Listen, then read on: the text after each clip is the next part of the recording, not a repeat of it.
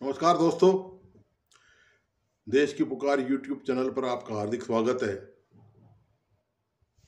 हर दिन की तरह आज आपके सामने फिर एक नई चर्चा, फिर एक नया मुद्दा लेके हाजिर हूँ।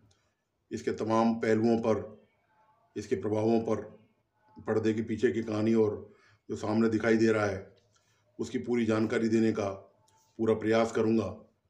दोस्तों, आपको पता है कि राजस्थान में अगले कुछ महीनों बाद विधानसभा के चुनाव होने हैं और चुनावी जंग जो है वो शुरू हो चुकी है। एक जंग तो पार्टी कांग्रेस के अंदर ही चल रही है और विधिवत घोषणा के तौर पे यदि आप देखें तो इसकी अब शुरुआत प्रधानमंत्री नरेंद्र मोदी के दौरे से हो चुकी है। राजस्थान में आज प्रधानमंत्री नरेंद्र मोदी ने 2 स्थानों पर सभाएं करी, माउंट आबू में और नाथद्वारा में। वहाँ उन्होंने 5,000 करोड़ का प्रोजेक्ट रेलवे सहित और दूसरे इंफ्रास्ट्रक्चर का प्रोजेक्ट उसका श्री गणेश किया। इस मौके पर उनके साथ मौके पर मंच पर साथ में मुख्यमंत्री अशोक गहलोत भी मौजूद थे।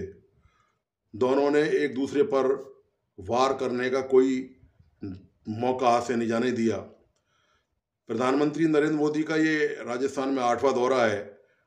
आप इसी से अंदाज़ा लगा सकते हैं कि राजस्थान में जो चुनावी सरगर्मी है, जो राजनीतिक सरगर्मी है, वो शुरुआत तो उसकी काफ़ी पहले हो चुकी है, लेकिन वो धीरे धीरे परवान पर चढ़ती जा रही है।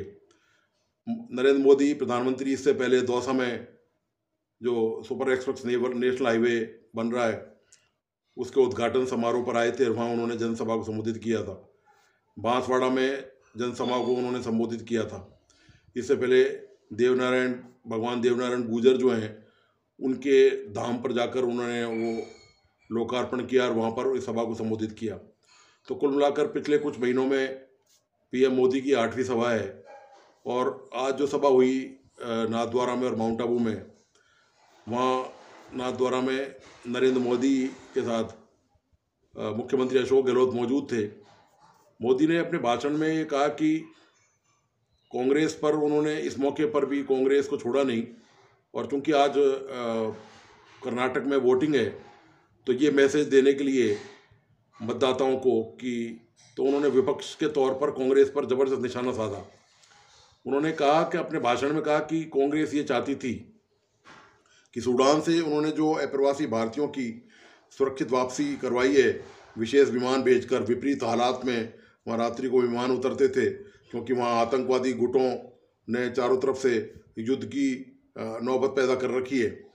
तो इस बीच में वो जितने भी प्रवासी थे जो वहाँ थे उनको केंद्र सरकार अपने प्रयासों से विशेष विमान से उनको सुरक्षित वापस लेके आई है। मोदी का कहना यह था कि यदि उनमें से किसी एक को गोली लग जाती तो यही कांग्रेस कर्नाटक में इसको चुनावी मुद्दा बना देती। ये कांग्रेस की आदत है शुरू से ही कि इस तरह की नकारात्मक चीज़ों को वो का प्रचार प्रसार शुरू से ही करती आई है। मंच पर मोदी ने राजस्थान में जो पिछले 2-3 दिन से राजनीतिक घटनाक्रम हुआ है उस पर भी कटाक्ष करने का मौका नहीं हाथ से जाने दिया। उन्होंने कहा कि देखिए ये कैसा प्रदेश है, यहाँ कैसी सरकार है जिसको अपने विधायकों को मुख्यमंत्री विश्वास नहीं, मुख्यमंत्री को विधायकों पर विश्वास नहीं है, एक दूसरे पर आरोप लगा रहे हैं वो आपस में ही। ये राजस्थान के हालात हैं। साथ ही उन्होंने 13 मई को जो जयपुर बम कांड की जो बरसी है उसका जिक्र करने का मौका भी हाथ से नहीं जाने दिया। उन्होंने कहा कि कांग्रेस शुरू से ही आतंकवादियों के साथ सॉफ्ट कॉर्नर रखती आई है और ये केवल वोटों की राजनीति की वजह से ऐसा उसने किया है। जब मोदी के भाषण के बाद जब मुख्यमंत्री अशोक गहलोत के भाषण का नंबर आया तो उन्होंने भी साफ तौर पे कहा, प्रधानमंत्री से कहा कि प्रधानमंत्री को विपक्ष का सम्मान करना चाहिए, यह सीखना चाहिए कि यह लोकतंत्र है देश में और यह विपक्षी पार्टियों के बिना लोकतंत्र चल नहीं सकता। उन्होंने ERCP जो प्रोजेक्ट है, ईस्टर्न कैनाल जो प्रोजेक्ट है, उसमें मुख्यमंत्री ने प्रधानमंत्री से मध्यस्थता की अनुरोध करने की बात करी कि केंद्र सरकार उसमें हस्तक्षेप करे और उस योजना को धरातल पर उतारे। मुख्यमंत्री ने कहा कि इससे पहले भी वो 2 बार ये जानकारी प्रधानमंत्री को दे चुके हैं ERCP वाली इस प्रोजेक्ट को लेकर। साथ ही मुख्यमंत्री ने यह भी कहा कि राजस्थान ने तो ये उन्होंने चुनावी दाव खेला है मुख्यमंत्री ने, और उन्होंने कहा कि राजस्थान में जो चिकित्सा की जो स्वास्थ्य की जो योजनाएं लागू की हैं, जो सामाजिक सुरक्षा की जो योजना लागू की है, उसके बहुत शानदार परिणाम राजस्थान में आ रहे हैं। और वह उन उन इन योजनाओं को केंद्र पूरे देश में लागू करे। मतलब कुल मिला के बात यह है कि यदि प्रधानमंत्री ऐसा कुछ कवायद करते तो निश्चित तौर पर अशोक गहलोत इसका क्रेडिट लेने से बाज नहीं आते, पीछे नहीं हटते।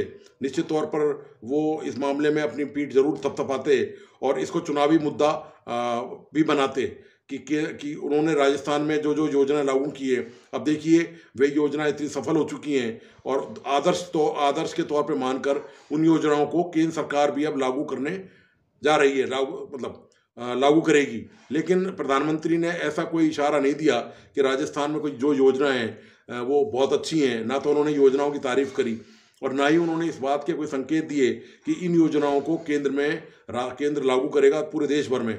साथ ही मुख्यमंत्री ने कहा कि अब वो दिन लद गए जब कभी गुजरात से राजस्थान का मुकाबला होता था। अब ये तो सच्चाई क्या है, ये तो दोनों प्रदेशों की तुलना के बाद ही पता चलेगा, विकास के आंकड़े, तमाम मुद्दों के आंकड़े सामने रखने के बाद। लेकिन गहलोत, चूंकि नरेंद्र मोदी लंबे समय तक गुजरात के मुख्यमंत्री रहे और उसके बाद देश के प्रधानमंत्री रहे, तो अशोक गहलोत यहाँ पर यह कहने से नहीं चूके। उन्होंने कहा कि राजस्थान अब गुजरात से हर मामले में आगे निकल चुका है, चाहे वो सड़क हो, चाहे बिजली हो, पानी हो। अब वो स्थिति नहीं है कि आप गुजरात से हम पीछे हैं किसी भी तरह से।